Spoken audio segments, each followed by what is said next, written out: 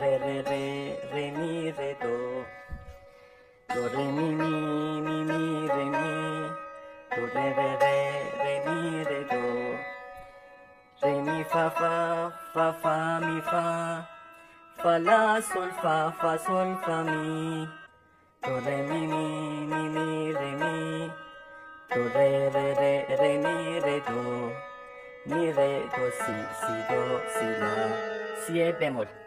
ادامه ملودی اوج.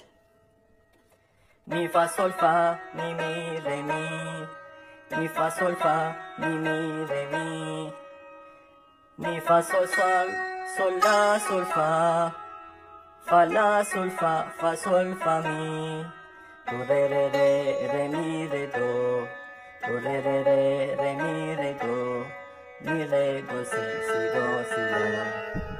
یه اوج هم داره از سل شروع میشه. سل لا لا لا لا سی لا سل فا می، سل لا لا لا لا سی لا سل فا می، می فا سل سل سل لا سل فا، فا لا سل فا فا سل فا می. دوباره.